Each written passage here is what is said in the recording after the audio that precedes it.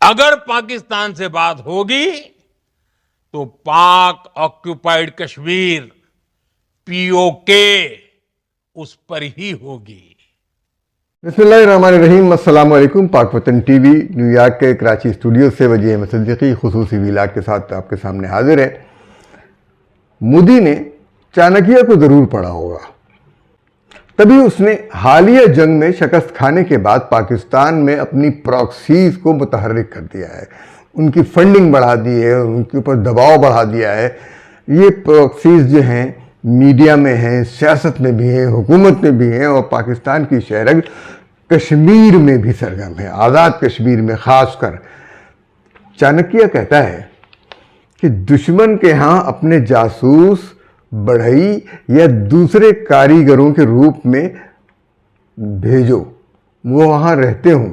ناچنے گانے والے کلاکار, سازندے, مسخرے, درباری, بھاٹ, تیراک اور سوبھک یعنی شوبدباز جو دشمن راجہ کے ہاں تعینات کیے گئے ہوں.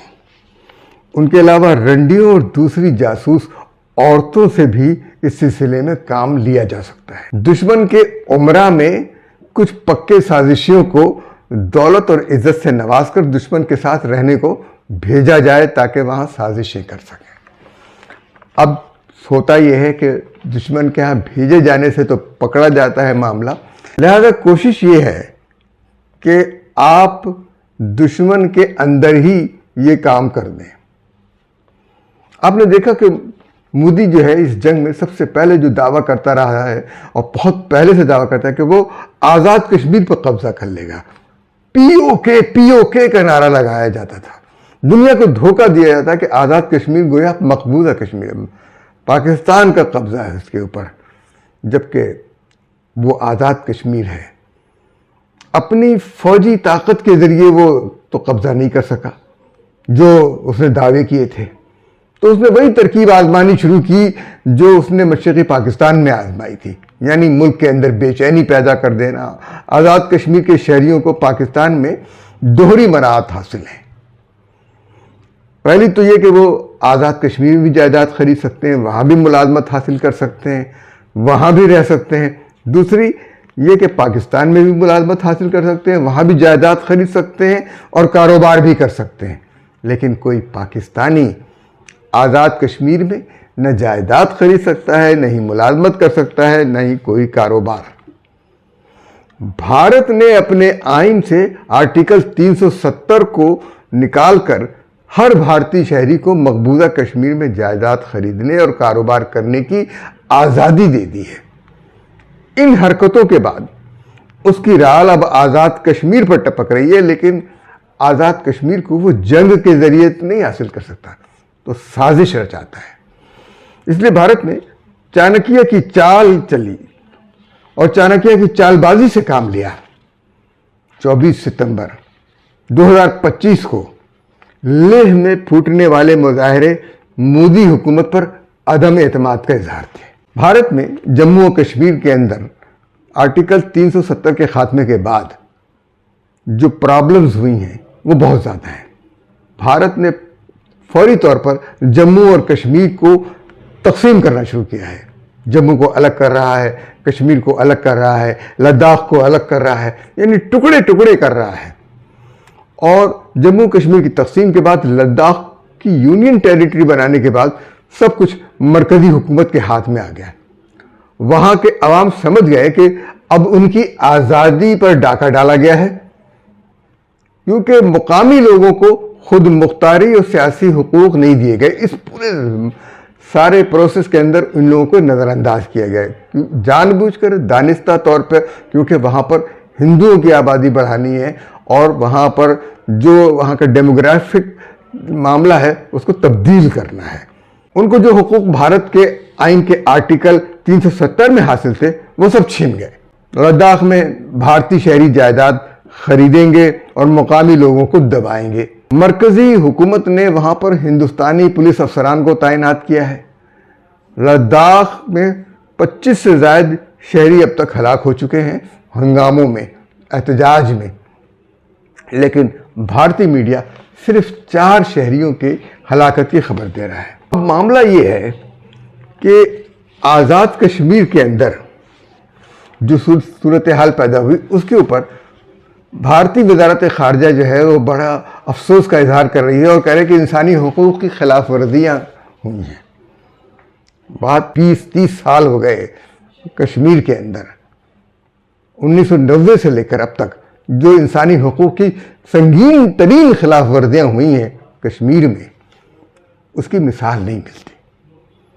وہ دنیا کے سامنے عجیب و غریب معاملہ ہے، لیکن آزاد کشمیر میں احتجاج میں اگر لوگ فائرنگ میں کس وجہ سے ہلاک ہوئے ہیں تو اس کو انسانی حقوق کا مسئلہ بنا کر دنیا کے سامنے پیش کیا جا رہا ہے۔ آزاد کشمیر کا مسئلہ کیا ہے؟ آزاد کشمیر کی اسمبلی میں مقبوضہ کشمیر کے لوگوں کی نشستیں ہیں، کشمیری مہاجرین ان پر ووٹ دیتے ہیں، وہی منتخب ہوتے ہیں۔ یہی کشمیری مہاجرین بھارت کی آنکھوں میں کھٹک رہے ہیں۔ بھارت نے پاکستان میں اپنی پراکسیز کو فعال کر دیا ہے، جن میں دہشت گرد تنظیمیں اور سیاسی ایجنٹس بھی شامل ہیں۔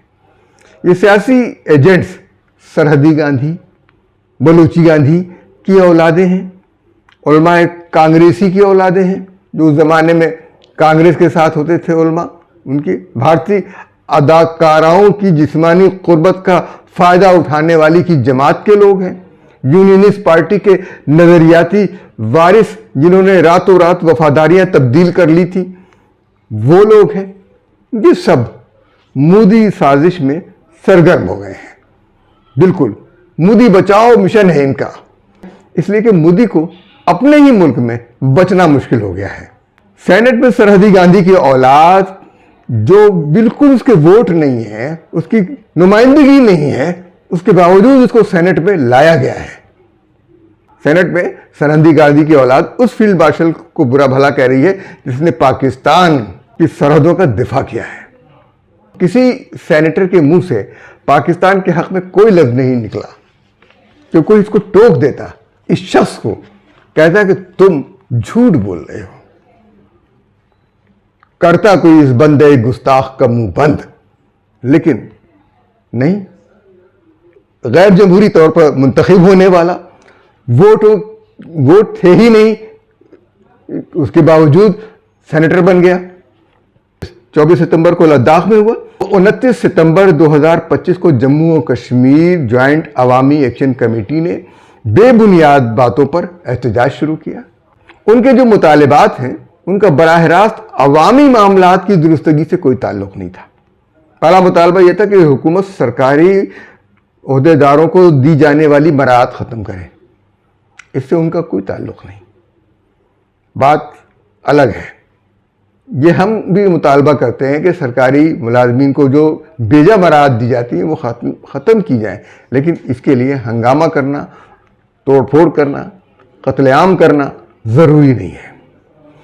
مقامی اسمبلی میں کشمیری مہاجرین کے لیے مخصوص نشستیں ختم کی جائیں، یعنی یہ بات واضح کر رہی ہے کہ کشمیر بنے گا پاکستان کے نعرے کی نفی ہے، اور کشمیر کے اندر مقبوضہ کشمیر میں جو لوگ جدوجہد کر رہے ہیں ان کے جدوجہد کی نفی ہے۔ احتجاج ہوا، مظاہرہ ہوا، اور خود تشدد کا مظاہرہ جو ہے مظاہرین کی جانب سے کیا گیا۔ اس کے نتیجے میں 9 افراد ہلاک ہو گئے، اور جن میں 3 پولیس والے بھی تھے۔ معاملہ یہ ہے کہ پولیس والے بھی مرے، کس کی گولی سے مرے، کیسے مرے؟ گولیاں دونوں طرف سے چلی ہیں۔ ظاہر ہے پولیس کے پاس تو ہوتی ہے گولی، وہ تو چلائے گی۔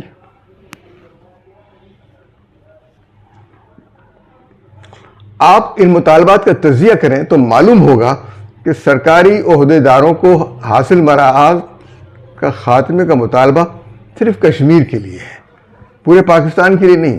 دوسرے مطالبے کا تعلق مکمل طور پر بھارتی مفادات کے ساتھ ہے، یعنی کشمیری مہاجرین کو نفی کی جائے، ان کے اندر نفرت پیدا ہوگی پاکستان کے خلاف، اور وہ نفرت مقبوضہ علاقے میں بھی ہو، یہ ایک سازش ہے۔ پاکستان پورے جموں و کشمیر کو متنازع سمجھتا ہے۔ بھارت ان علاقوں کو تقسیم کر کے اپنی حکومت قائم کرنا چاہتا ہے، اگر آزاد کشمیر کی اسمبلی میں کشمیر کے مہاجرین کی نشستیں نہیں ہوں گی تو کشمیر مکمل نہیں ہوگا۔ یہ مطالبہ قطعی طور پر بھارت کے مفادات کو پورا کرتا ہے۔ تیسرا مطالبہ بھی پاکستان کو نقصان پہنچانے کے لیے ہے۔ ہائیڈل پاور کی رائلٹی اگر صرف کشمیر کو مکمل طور پر دی جائے تو تحریک آزادی کشمیر کو چلانا مشکل ہوگا۔ اس کے پیچھے بھی بھارت کا ہاتھ ہے۔ اسی بات کو متنازع بنانے کے لیے یہ بات کی جا رہی ہے کہ یہ تمہاری بجلی استعمال کر رہے ہیں، یہ کر رہے ہیں، وہ کر رہے ہیں، جبکہ ان سب کے لیے ان کو رعایتی طور پر بہت ساری چیزیں دی جا رہی ہیں جو پاکستان کے لوگوں کو نہیں دی جاتی۔ ان احتجاجی مظاہروں کا آغاز اچانک 29 ستمبر کو ہوا جب لداخ میں احتجاج اپنے عروج پر تھا، تو عوامی ایکشن کمیٹی اچانک لاک ڈاؤن اور ہڑتال کا اعلان کرتی ہے۔ یہ تشدد اتنا منظم تھا کہ ہجوم نے پولیس پر حملہ کیا اور پولیس کے ساتھ ساتھ عوام پر بھی گولیاں لگیں اور 6 عام شہری اور 3 پولیس والے ان خفیہ بھارتی دہشت گردوں کے ہاتھوں شہید ہوئے۔ سوال آپ غور کریں کہ کشمیری مہاجرین کی نشستوں کا خاتمہ کس لیے ہے؟ بجلی اور گندم پر سبسڈی ان کو پہلے ہی مل رہی ہے۔ حکومت نے مظاہرین کے ساتھ مذاکرات کیے، پرامن حل نکالنے کی کوشش کی، ہلاک ہونے والے شہریوں کو سرکاری اہلکاروں کے برابر معاوضہ دیا جائے گا، جو سرکاری اہلکار شہید ہوئے ہیں ان کے برابر، اور زخمیوں کو 1 لاکھ روپے معاوضہ دیا جائے گا اور سرکاری ملازمتیں دی جائیں گی۔ بجلی کے انفراسٹرکچر کے لیے 10 ارب روپے خرچ کیے جائیں گے۔ معاملات طے ہو گئے اور بھارت کو اس عرصے میں لداخ کے معاملات پر پردہ ڈالنے کا موقع مل گیا۔ اب دیکھتے ہیں کہ اس تحریک کا جو لیڈر ہے وہ کون تھا۔ اس تحریک کا جو لیڈر تھا وہ کون تھا؟ اس کا نام ہے شوکت نواز میر۔ کہتے ہیں کہ چودھری غلام عباس کا بیٹا ہے، اور چودھری غلام عباس جو ایک کارکن تھے اور شاید کشمیری رہنما تھے اور سردار قیوم اور سردار سکندر حیات کے قریبی ساتھیوں میں سے تھے۔ ایک چودھری غلام عباس تھے جو کشمیری رہنما تھے، جو 1904 میں پیدا ہوئے، ان کا انتقال 1965 میں ہوا، مسلم کانفرنس کے رہنما تھے۔ یعنی اگر ان کی کوئی اولاد ہو سکتی تھی تو زیادہ سے زیادہ 1965 تک ہو سکتی تھی۔ تو شوکت نواز میر کا یہ دعویٰ کہ وہ چودھری غلام عباس کے صاحبزادے ہیں کچھ عجیب سا لگتا ہے۔ اب بتایا یہ گیا کہ شوکت نواز میر جو ہے 1976 میں پیدا ہوا۔ یہ کوئی مسلم کانفرنس کا چودھری غلام عباس نام کا کارکن ہوگا، یہ اس کا بیٹا ہے۔ یہ کہا جاتا ہے کہ سردار قیوم اور سکندر حیات کے ساتھ یہ دونوں رہنما جو ہیں پاکستان نواز تھے، سردار قیوم اور سردار سکندر حیات۔ شوکت نواز کی ساری حرکتیں پاکستان دشمنی پر ہیں۔ دوسرا ایک اور فرد ہے جو اس سارے معاملات کو ہوا دے رہا ہے، یہ برطانوی باشندہ ہے۔ یہ پاکستانی ہے یا نہیں ہے یہ ہمیں نہیں معلوم، اپنے آپ کو پاکستانی کرکٹ کا فین کہتا ہے، فاروق نظر۔ یہ شخص جو ہے پاکستانی کرکٹ کا فین اپنے آپ کو کہتا ہے، یعنی پاکستانی نہیں ہے، نہ وہ پاکستان میں رہتا ہے، انگلستان میں رہتا ہے، برطانوی شہری ہے، ایک فرقہ وارانہ ٹی وی کا نمائندہ ہے۔ وہ اس مسئلے کو مزید آگ لگا رہا ہے۔ فاروق نظر کی شہرت اس وقت ہوئی جب 2025 میں اولڈ ٹریفورڈ کرکٹ گراؤنڈ پر وہ پاکستانی کرکٹ ٹیم کی شرٹ پہن کر آ گیا، جس پر اس کو روکا گیا اور رکوایا گیا اور دنیا بھر میں مشہور ہوا۔ مجھے لگتا ہے کہ یہ دانستہ کیا گیا تھا، اس کو ان کرنا تھا کسی مقصد کے لیے، اور یہ مقصد کیا تھا؟ آزاد کشمیر کے اندر انتشار پیدا کرنا۔ اب وہ صاحب لانچ ہو گئے ہیں پاکستان کے حامی کے طور پر، جی ہم نے پاکستان کی حمایت کی تھی اور پاکستان میں غلط ہو رہا ہے تو اب ہم غلط کی بات بھی کر رہے ہیں۔ تو غلط وہ خود کر رہے ہیں، وہ پاکستانی نہیں ہیں، وہ پاکستان کے اندر مداخلت کر رہے ہیں اور پاکستان کی فوج کے خلاف بکواس کر رہے ہیں۔ کہ ویڈیوز اسپانسرشپ کے ذریعے یوٹیوب پر وائرل کروائی جا رہی ہیں اور پاکستان میں پھیلائی جا رہی ہیں۔ تو یہ چیزیں غور کرنے کی ہیں کہ آخر یہ کیا بات ہے کشمیر کے حوالے سے بھارت اپنے پراکسیز کو، اپنے سیاستدانوں کو پاکستان میں سرگرم کر رہا ہے، اور پاکستان میں لوگ اس جانب توجہ نہیں دے رہے ہیں۔ اگر نہیں سمجھیں گے تو یہ سازش پھیلتی رہے گی۔ بھارت تو پاکستان کے خلاف ہمیشہ سازش کرتا رہا ہے، اور سازشوں سے ہی اس نے کامیابیاں حاصل کی ہیں۔ طاقت کے بل پر وہ کامیابی حاصل نہیں کرتا۔ مشرقی پاکستان ہو یا کشمیر یا افغانستان کے اندر سازش، یا ایران میں بیٹھ کے سازش، یا بلوچستان کے لیے سازش، سب جگہ سازشوں سے کامیاب ہوا ہے۔ جب بھی مقابلے کا وقت آیا ہے، بھارت پاکستان کا مقابلہ نہیں کر سکا ہے۔ ہمارے چینل کو لائک کیجیے، سبسکرائب کیجیے اور شیئر کیجیے، اور ہمیں اجازت دیجیے۔ اللہ حافظ و ناصر۔